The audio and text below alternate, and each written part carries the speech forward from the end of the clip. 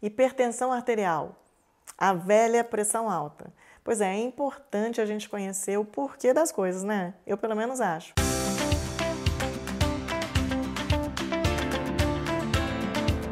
Hipertensão arterial ou pressão alta significa o que, na verdade?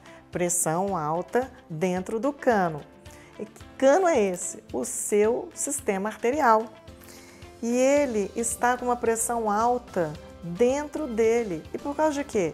Será que esse cano aumentou em tamanho longitudinal? Será que o volume de sangue que penetra dentro dele está maior? O que está acontecendo para a pressão do sangue estar mais alta dentro desse cano? Esse cano está reduzindo de tamanho, ele está diminuindo o raio. E quem está fazendo isso? Você. Você está fazendo isso machucando o seu sistema arterial. Toda e qualquer coisa que lesione a parede da artéria, que cause uma injúria, vai levar a uma resposta imediata de cicatrização, ou seja, deflagra o mecanismo de reparo. E junto de uma injúria, a gente tem o acoplamento do sistema de defesa, porque vai que tem alguma ameaça que precisa ser neutralizada. Então, o sistema imunológico é ativado frente a qualquer injúria que aconteça no sistema. E dentro da artéria não é diferente. Então, a gente machucou a parede da artéria, a gente deflagrou o sistema de coagulação, né, a ação dele e o sistema imunológico. Pronto, está desencadeada a cascata de reparo. E essa cascata de reparo, como qualquer ferida no corpo, ela é composta de plaqueta, colesterol, cálcio e as células do sistema imunológico. Isso compõe aquela crosta que recobre a área lesionada. Então, essa casca de ferida que recobre a artéria por dentro, né, ela vai se aumentando, ela vai diminuindo o raio da artéria e, com isso, o sangue que está passando dentro do sistema, ele fica mais apertado e a pressão é detectada como maior do que 12/8 a uma medição no consultório, por exemplo. Então, resumo da ópera. O que significa uma hipertensão arterial ou pressão alta? Oclusão arterial. Então, vamos derivar mais um pouquinho o raciocínio.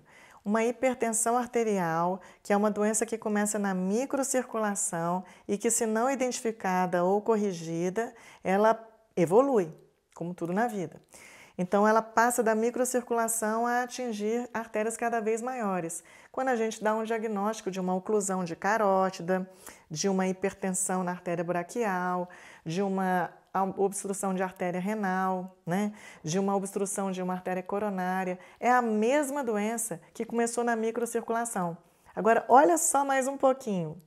Se começou na microcirculação, qual que é o primeiro a sofrer? Você sabe qual que é?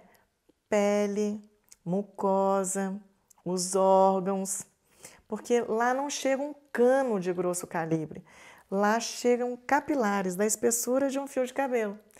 Então, nesses órgãos, na pele, no subcutâneo, a pele é tão pouco vascularizada, só chega capilar, que se você furar seu dedinho, você vai ter que espremer para ver se sai um pouquinho de sangue. Então, isso significa que tem pouca vascularização. A epiderme, o tecido subcutâneo tem um pouquinho mais, e o tecido muscular e ósseo aí tem mais vascularização. Mas se você perceber uma pele mais desvitalizada, mais flácida ou celulite, isso não é um problema estético. Você sabia disso? Isso é um problema clínico. É um problema clínico porque é vascular de origem. Então, significa uma oclusão da microcirculação periférica que está nutrindo a pele do rosto, por exemplo, que ninguém quer ficar envelhecido precocemente, ou a celulite, né, que está inflamando o subcutâneo, fazendo uma morte, promovendo uma morte celular e desencadeando uma resposta fibrótica, cheia de trave fibrosa no subcutâneo, dando aquele aspecto em casca de laranja tão temido que a gente não quer. Mas isso tudo advém de um problema vascular. Isso é importante que você saiba. Então, se você começou a desvitalizar ou desvascularizar a sua periferia, a sua pele, o seu subcutâneo, isso vai progredir para obstrução de artérias maiores. É a mesma doença. O nome técnico disso é aterosclerose. Então, não obstrua seu sistema arterial. Se você quer uma pele bonita, se você quer um tecido desenvolvido, se você não quer aquela celulite, pressão alta é atraso no diagnóstico quando a gente diagnostica, porque a gente está diagnosticando uma pressão mais alta na artéria braquial, que já é uma artéria maior. Então, fazendo parte de todo esse perfil, todo esse raciocínio, a gente precisa saber que a oclusão arterial é uma coisa severa. Agora, a pergunta que se segue é: e o que faz a artéria ocluir? Essa é uma pergunta crucial, porque já que a gente não quer oclusão, já que a gente não quer manifestação de reparo, né, a gente precisa saber o que leva ao dano arterial. Olha para você ver como que as coisas são complexas. Todo mundo sabe hoje em dia que glicose em alta concentração inflama a artéria, né? O diabético é um protótipo do paciente ocluído, porque ele é um vasculopata, ele é uma arteriopata. Tá? Ele tem oclusão prematura de carótida, levando ao aumento de risco de AVC. Ele tem oclusão prematura de coronária, levando ao aumento de risco de infarto do miocárdio. Ele vai para diálise, um diabético. Por quê? Porque oclui a artéria renal e as microartérias renais, infarta o rim, insuficiência renal, vai parar na diálise. Ele corre aumento de risco de amputação de membros, né? Porque justamente ocluiu a artéria responsável pelo suprimento daquele membro, né, de fornecimento de oxigênio, de sangue, de nutrientes para aquele membro. Então, o problema é vascular, ele é muito difuso, ele tem que ser analisado de forma espectral para que você não erre e valorize o que está acontecendo. Então, a glicose em alta concentração, todo mundo já sabe. O diabético é o protótipo do vasculopata, de um problema grave de circulação. O fumante é a mesma coisa, só troca a droga. Em vez de glicose, agora é nicotina. Outra coisa importante, a homocisteína. A homocisteína é um aminoácido que deve ser dosado frequentemente. Ela é mais alta, ela é inflamatória vascular. Outra coisa que muito pouca gente sabe é o ácido úrico. O ácido úrico é cristais de urato, né, vindo do metabolismo de proteína, das purinas. E tudo no sangue é dosado em concentração. Então, vamos pegar como exemplo o ácido úrico. É normal uma taxa de tolerância de 4,5 até 7 miligramas por decilitro. Mas veja bem, quanto mais diluído o cristal, a sílica, correr na corrente sanguínea, menor o risco de lesão. Se você aumenta a concentração do ácido úrico, sobe para 7, para 8, etc., muito antes de levar ao aparecimento da tão famosa gota, ele já está lesionando a sua artéria. E por causa de quê? Presta atenção no mecanismo. Ele está correndo na corrente sanguínea esse cristal de urato, né? Ácido úrico. Diluído, miligramas de ácido úrico por decilitro de sangue. Então, ao correr, ele tem que correr no centro da corrente sanguínea, tá, gente?